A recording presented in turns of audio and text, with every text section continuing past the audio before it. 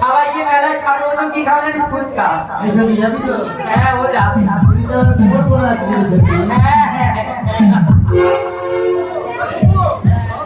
কি সব কিছুর মূলে জানো ফুচকা? এটা জানো কি? জানো তো?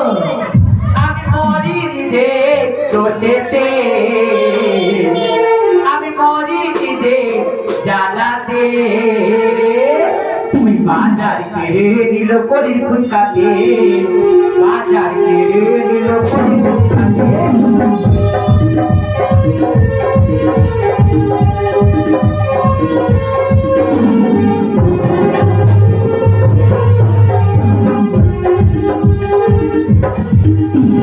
ফুচকা বলে দেখো দাদা আমার কত রূপ, কোমল হাতের ছোঁয়া ফিরে বুকে খাইছু। ফুচকা বলে দেখো দাদা আমার কত রূপ, কোমল হাতের ছোঁয়া ফিরে বুকে খাইছু। আমার পকে চলে ও মাতে ভুলে চলে, চান করি মন শিকার হবে প্রাণ। বাজার কেড়ে নিল কলির ফুচকাতে, আমার বাজার কেড়ে নিল কলির ফুচকাতে। আমি মরি নিজের দোষেতে, আমি মরি নিজের জ্বালাতে, বাজার কেড়ে নিল কলির ফুচকাতে, বাজার কেড়ে নিল কলির ফুচকাতে।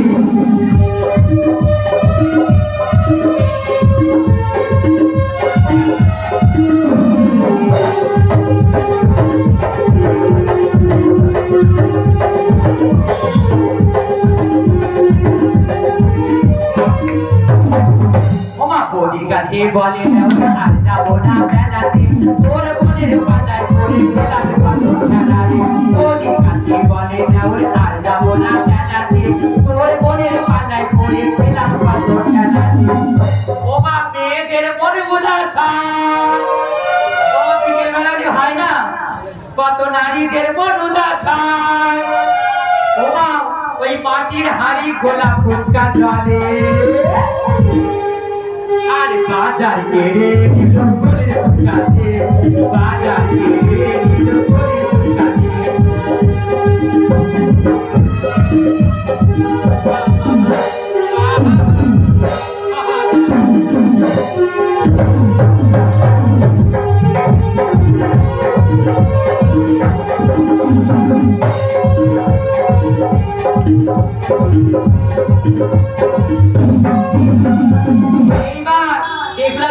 উপস্থিত হয়েছে কুমারকে দেখে চিনতে পেরে যান, এই তো সেই কুমার যাকে আমি দেখেছিলাম গুরুর পাঠশালাতে। তাই বলে কি করো ছুঁয়ো না বিদেশি না গো, ওই আমরা কুলের সতী। ও হাই কি করো ছুঁয়ো না বিদেশি না গো, আমরা কুলের সতী। আবার আমরা কুলের সতী না গো, আমরা কুলের সতী। আমার গেল পোলো মা রইল না গো, গেল পোলো মা রইল না গো, চলে গেল লোক হলো, গেল পোলো মা রইল না। ও কুমার তুমি আমার ছিল না, আমার জাত ধর্ম যাবে কুমার, তাই তুমি আমার ছেড়ে দাও। এবার বললি কুমার তোমার সাথে প্রথম আমার দেখা হয়েছিল গুরুর পাঠশালাতে, আর দ্বিতীয়বার মিলন হলো এই নতুন নয়া বাজারে। তবে তুমি আমায় কথা দাও, যদি আমি বিবাহ করি আর বড়মাল্য পড়াতেই হয় যেন আমি তোমার গলায় পড়াতে পারি। আর দুর্লভ লক্ষ্মীধর বলে বললেন প্রিয়া, আমিও যদি কাউকে স্ত্রী বলে মনে প্রাণে মেনে নিই, আমি মনে প্রাণে তোমাকে স্ত্রী রূপে যেন আমি পাই। তাই তারা দুজন সেই নতুন নয়া বাজার হতে ফিরে গেলেন গৃহ মাঝে। এদিকে দুর্লভ লক্ষ্মীধরের পিতা দ্বিজবার ঘটক ঠাকুরকে ডেকে বললেন, আমার দুর্লভ লক্ষ্মীধরকে আমার বিবাহ দিতে হবে, তাই এই মুহূর্তে আমি ঘটক ঠাকুরকে পাঠিয়ে দেব দেশ দেশান্তরে। আজ দেশ দেশান্তর হতে এমন সুপাত্রী দেখে আনবে সে যেন সতী মায়ের সতী কন্যা হয়। তাই ঘটক চলে ঘটক চলে ওমা কন্যা রোশন ধানে গো। ঘটক চলে ঘটক চলে ঘটক চলে ঘটক চলে আর ধীরে ধীরে যাই গো ঘটক কন্যা নাহি পায় গো। ধীরে ধীরে চলে ঘটক কন্যা নাহি পায় ধীরে ধীরে চলে ঘটক কন্যা নাহি পায়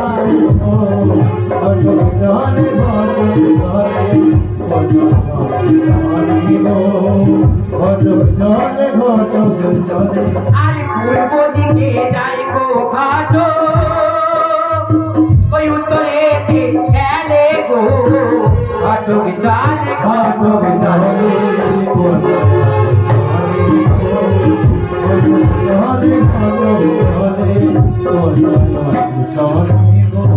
আরে উপনীত হয় গো ঘটক বেগুলার কাছে গো।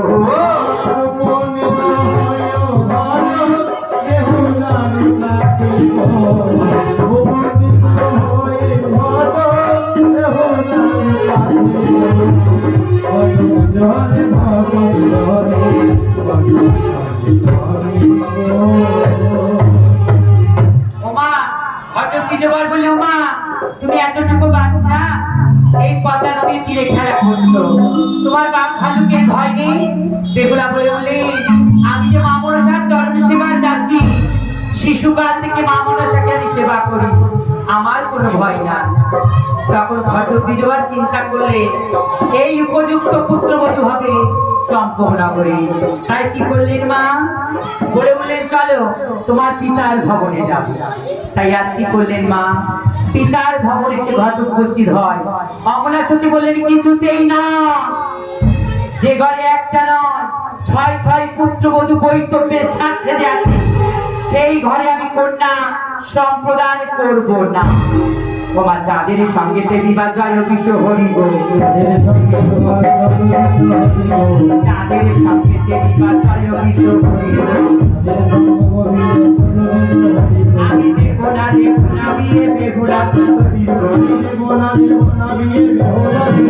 তোমাকে শুনে তো কোনো আরে পান্তাকে পুত্র মনে। ওমা ছয় বধুরারি ঘরে পরমা সুন্দরী গো।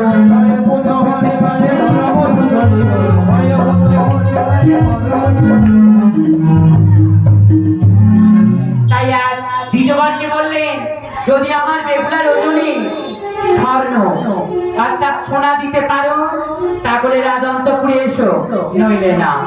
তাই আজ মলিন বদনে ঘটক ফিরে যায়। এদিকে মা বেহুলার সতী বলছেন উপমা পদ্মাবতী ওই চম্পকনগরের ঘটক যদি ফিরে যায় তাহলে যে আমার কুমারকে আর পাওয়া হবে না, আমার ভালোবাসার মানুষকে আমি পাবো না। তাই মা তুমি এমন করে বিমুখ হয়ে থেকো না, ওই যে দ্বিতীয়বার ফিরে যা, তুমি এসো মা, তোমার দাসীর ডাকে তুমি এসো মা। ও মা জীবনের সার তুমি মা গো আমার, ও মা প্রণাম জানাই আমি চরণে তোমার। জীবনের সার তুমি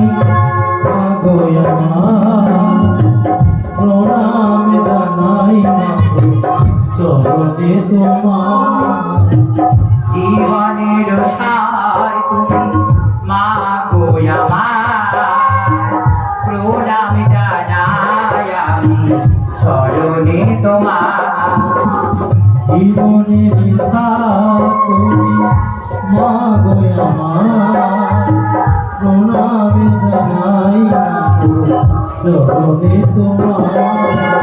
গাড়ির আঘাতে মাগো কাপে দীপ শিখা, কি জানি কি আছে মাগো ললাটেতে লেখা, আমরা জানি না কিছু, কি লেখা লিখেছো তুমি, আমরা শুধুই জানি আছো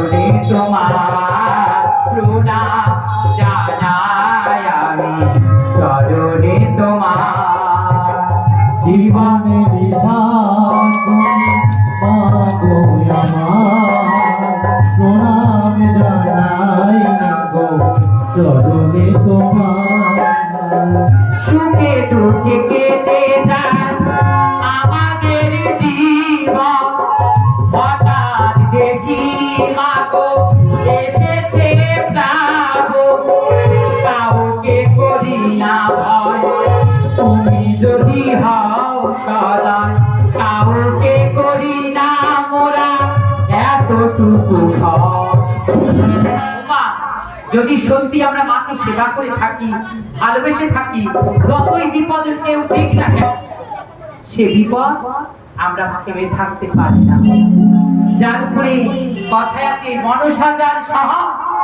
তার আবার কিসের ভয় তাই একটু যদি হও মা তুমি সদয় আমি কাউকে করি না ভয় আমি জানি শুধু আছো তুমি আছো আমাদের সব তুমি না মাগো আমাদের সব তুমি না মাগো প্রণাম জানাই চরণে তোমার প্রণাম জানাই চরণে তোমার প্রণাম জানাই চরণে তোমার দেবী পদ্মাবতী উপস্থিত হয়ে বললেন বেহুলা আমার গলার স্বর্ণ আমি তোর হস্তে তুলে দিলাম ভয় করিস না মা মনসার যার সহায় তার নাই কোনো ভয় তুই এই ভবতরি পার হয়ে যাবি না তোর ওজনে হতে এই স্বর্ণ হবে এক রতি ভেসি তাই মাগো বেহুলাকে নিত্যি ওজন করা হলো টাকা হলো কি সেই স্বর্ণ হতে বেহুলা কম হলে তাই পরাজিত হলো কারা সাই সদাগর অমলা বেনিনি কথা দিয়ে গেলেন এইবার দ্বিতীয়বার ঘটক ঠাকুর ফিরে গেলেন চম্পকনগরে আর কথা মতো কাজ বিশ্বকর্মা ঠাকুরকে স্মরণ করলেন করে বাসর ঘর নির্মাণ করতে লাগলেন ওমা বাসর ঘরে বিশ্বকর্মা ওমা সাতালি পর্বতে ওই বাসরে নিদ্রা যাবে আমার বেহুলা ভাই হাই ওই বাসরে নিদ্রা যাবে আমার বেহুলা ভাই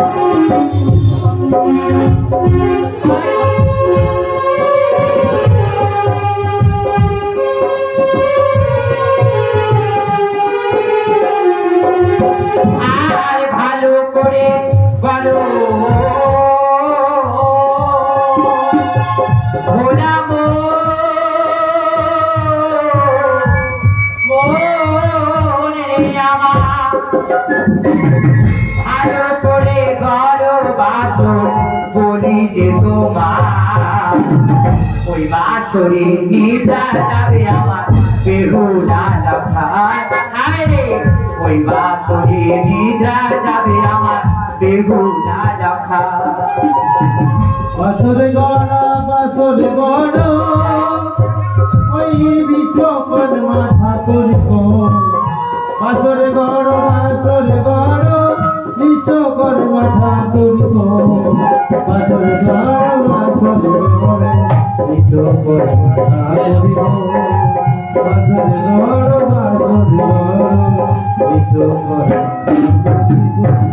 ওমা বাসর ঘর করা হয়ে গেল দেবী পদ্মাবতী বলেন রে আজ আমার আজই সেই বাসর ঘরটাকে ছিদ্র করতে হবে দাবি চন্দ্রধরের আদেশে করেছি বাসর ঘর এই বাসর আমি কেমন করে ছিদ্র করব তাই আর ঈশান করে মা 70 সম ছিদ্র করে দিলেন আর দেবী পদ্মাবতী হেমতাল গুড়ি দিলেন সেই ছিদ্রপথ অবরোধ করতে দিলেন এইবার ট্রাফিক চন্দ্রধরের কথা মতো গড়া ছিল বাসর মায়ের কথা মতো সেই বাসর হলো ছিদ্র সনকাসতী কি করলে ধুনোর দোমা ভর্তি করে নিয়ে মা বাসর পরীক্ষা করতে গেল কোথাও ছিদ্র আছে কিনা তাই বাসর ঘর পরীক্ষা করতে গিয়ে কি দেখে মা শক্ত টুকরো পঞ্চমণি লৌহ কলা তাই সেই কলাই তুলে নিয়ে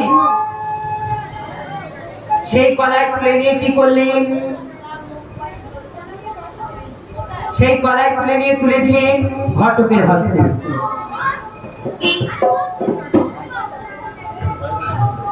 আমাদের মায়ের ভোগ বসে খাওয়ানো শুরু হয়ে গেছে। এলাকার প্রত্যেকটি নাগরিককে এখন থেকে অনুরোধ করছি, আপনারা যারা মায়ের ভোগ বসে খেতে ইচ্ছুক সত্য আমাদের পূজা প্রাঙ্গণে চলে আসবে।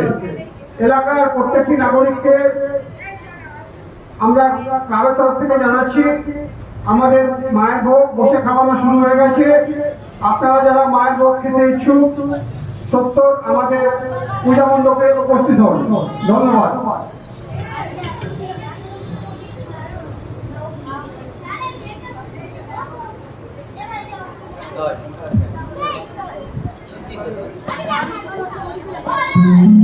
আর বাসর ঘরে পেলেন সপ্ততরী আর পঞ্চমণি লোহার কলা। তাই লোহার কলা নিয়ে কি করলেন মা? আবার তুলে দিলেন ন্যাড়া দাসের হস্তে। আর ন্যাড়া দাস নিয়ে গেল কোথায়? উজানি নগরী বেহুলার কাছে। আর বেহুলা সতী মায়ের কাছে বলছো, মা এই পঞ্চমণি লোহার কলা আমি কি করে সিদ্ধ করব? কিন্তু মা এই পঞ্চমণি লোহার কলায় যদি তুমি সিদ্ধ করতে না পারো, তোমার পিতা মাতার উঁচু মাথা নিচু হয়ে যাবে, আমাদের সতী নামে কলঙ্ক হবে। তাই আর বেহুলা চিন্তায় পড়ে গিয়ে পালপাড়া থেকে কাঁচা হাড়ি আর কাঁচা সারা আনয়ন করলে। এইবার বেহুলা চলল মা সরোবরের ঘাটে। গাগরি কোবরে ঠমকে ঠমকে চললেন পিতার তৈরি সেই ময়ূর পঙ্কের ঘাটে। তোমার সরোবরে আমি স্নান করিতে যাই, ওমা কলাই রইল তোমার ঠাই। সরোবরে স্নান করিতে যাই, ওমা কলাই রইল তোমার ঠাই। সরোবরে স্নান করিতে যাই, আর সরোবরে যাই জননী আমি, সরোবরে যাই জননী আমি, সরোবরে ঘাটে যাই। সরোবরে যাই জননী হব, সরোবরে যাই জননী হব, কলাই রইল তোমার ঠাই। সরোবরে স্নান করিতে যাই, সরোবরে স্নান করিতে যাই। আর হতে রেখো তুমি মা কলা, কলা ফিরে আসবো তাই। ও মা হতে করে রেখো মা কলা, কলা করে আসবো ফিরে যাই। কলায় আমি করিব রতন মা, ও কলায় আমি রতনে করিল যদি মায়ের দেখা পাই। সরোবরে স্নান করিতে যাই, কলাই রইল তোমার ঠাই। সরোবরে স্নান করিতে যাই। এবার মা সরোবরের ঘাটে বেহুলা সুন্দরী চলেছে। পদ্মাবতী মনসা চিন্তা করলে আমার ভক্তকে আমি পরীক্ষা নেব। যেমন স্বর্ণকার কোষ্ঠী পাথরে সোনা যাচাই করে, তেমনি করে আমার ভক্তকে আমি পরীক্ষা নিব। তাই রাজ রাজেশ্বরী দেশ আমি পরিত্যাগ করলাম। যাবো আমি বৃদ্ধা ব্রাহ্মণী বেশে, দেখবো সতী বেহুলা আমায় চিনতে পারে কি না। তাই রজনীর শেষে ভানু কুমার উদিত হইল জাহ্নবীর তটে। আর জলানিতে আসে বেহুলায় আমার পদ্ম সরোবরে, পদ্ম সরোবরে। আমার রজনী শিশি ভানু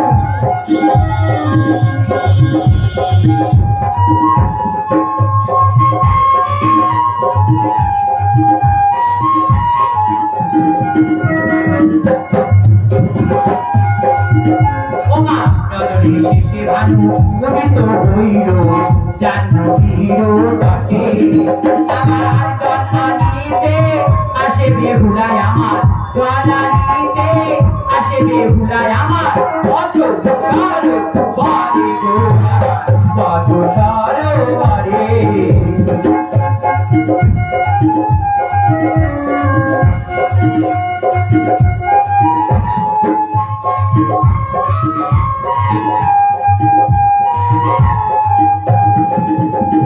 ভাবের তরঙ্গ পরিছে জলমল হৃদয় মন্দির মাঝে আমার বৃদ্ধা রূপ হয় মনসায় আমার বৃদ্ধা রূপ ধরিল মায় আমার জাহ্নবীর তটে গো মাতা জাহ্নবীর তটে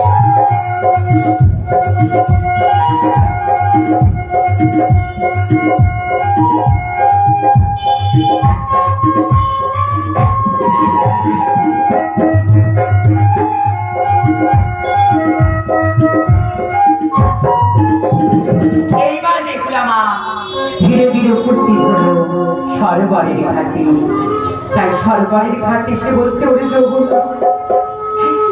ওরে ওরে পদ্মা তোর এই কালো জলকে আমার দর্শন করে মনে হয় যেন তুই যৌবনা আর আমাকে নিজেকে মনে হয় আমি যেন রাধা যেমন করে কৃষ্ণ বিরোধী রাধা কিনেছিল পেল না তার মনের মানুষকে আমিও যে পেলাম না আমার মনের মানুষকে তাই করে ডেকে ডেকে বলি কুলু কুলু রবি যেমন করে বয়ে চলেছি ওকে যাবো না পেলি না তোর মনের মানুষ এমনি করে পেলাম না আমি আমার মনের মানুষ ও নীলে যমুনা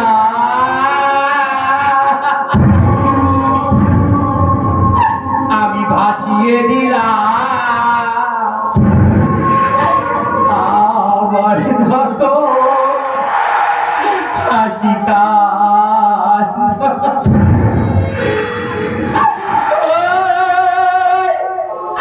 নীলে যমুনা আমি ভাসিয়ে দিলাম আমার যত হাসি কান্না আমার যত হাসি কান্না ওই নীল যমুনা ভাসিয়ে দিলাম আমার যত হাসি কান্না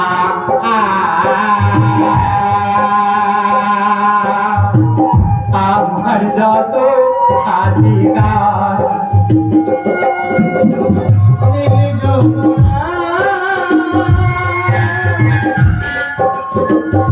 আমার যত হাসি কান্না আর বেটা বলে বেড়ায় যমুনা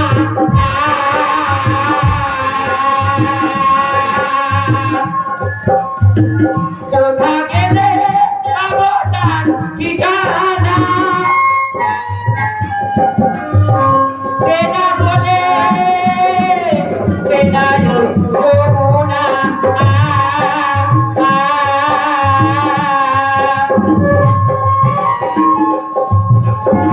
কোথা গেলে পাবো তার ঠিকানা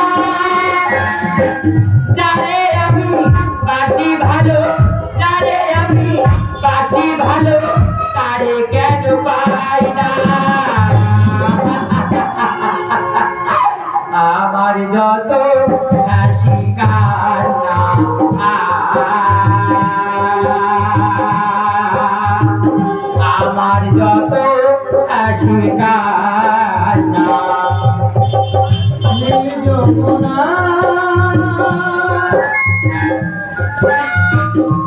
আমি ভাসিয়েছিলাম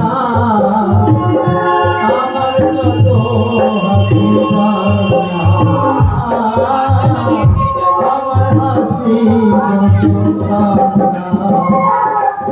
আরে তেরা বলে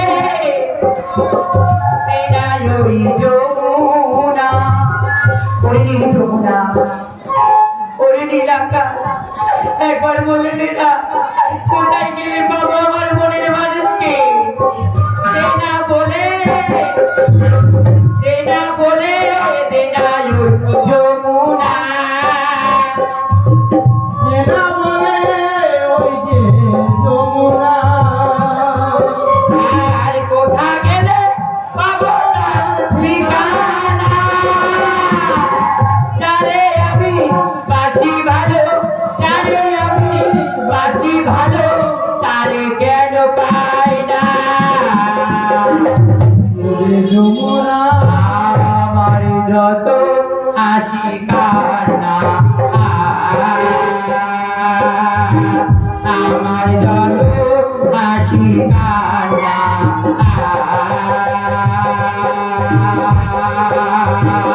আমার যত হাসি কান্না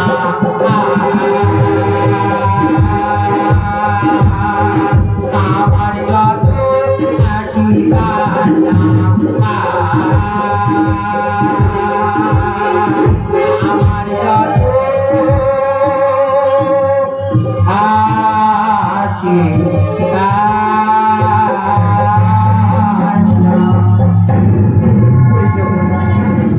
আজ আমি এই পদ্মা নদীর তীরে দিলাম মা পদ্মাবতীর নাম করে ঝা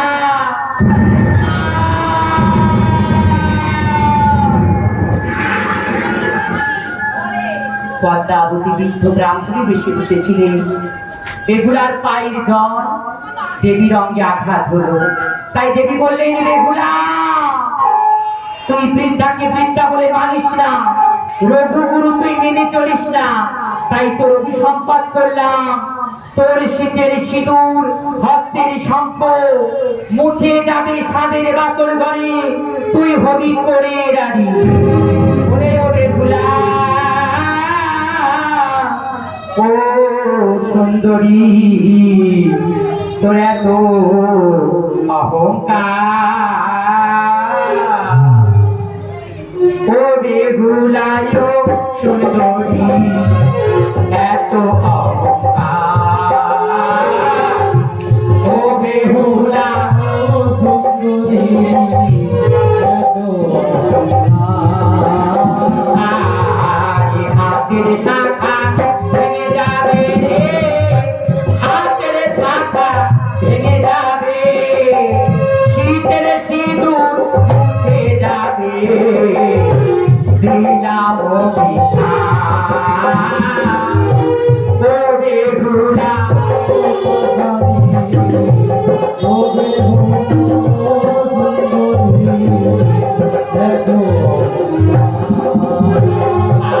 আরে ক্ষমা করি এসে যাবি রে ক্ষমা করি এসে যাবি কাঙ্গুরারও চলবে ভুলা দিলাম ভুলা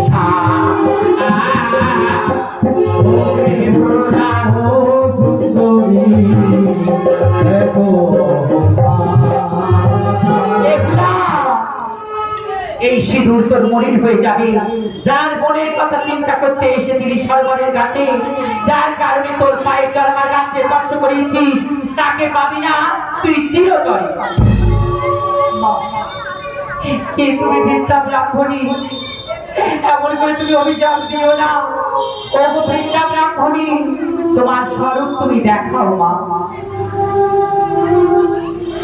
তবে দেখ বেহুলা আমি সরবরের ঘাটে এসেছিলাম আমি নই বিদ্যা ব্রাহ্মণী আমি দেবী পদ্মাবতী মনসা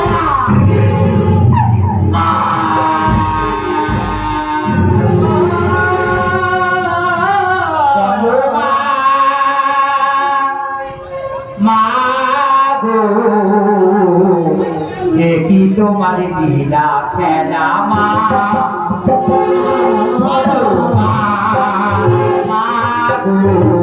দেখি তোমার লীলা খেলা মা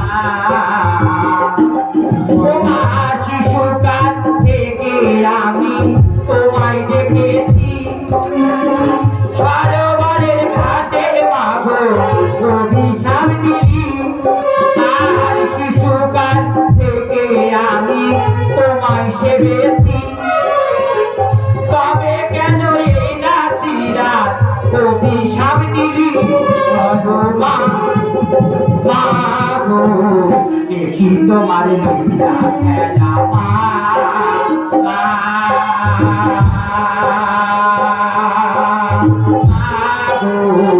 দেখি তোমার লীলা খেলা বারো মা দেখি তোমার লীলা খেলা মা আমি যে তোমার দাসী সরোবরে আসি আমি যে তোমার দাসী নিত্য সরোবরে আসি সরোবরের ঘাটে কেন দিলে অভিশাপ বলো মা গো দেখি তোমার লীলা খেলা মা বলো মা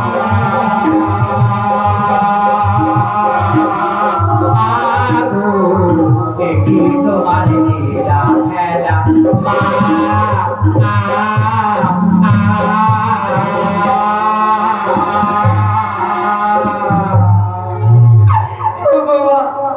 আমি তো শিশুকালে থেকে তোমার চরণে সেবা করি তবে কেন তোমার নাতিকে এমন করে অভিশাপ দিলে মা এই অভিশাপ তুমি মিলিয়ে নাও মা দেখো না যে অভিশাপ আমি কোথায় করেছি সে অভিশাপ ফেরাবার নয় আমি যে অভিশাপ করেছি এই যে দেবীর অভিশাপ এই অভিশাপ কখনো খণ্ডাবার নয়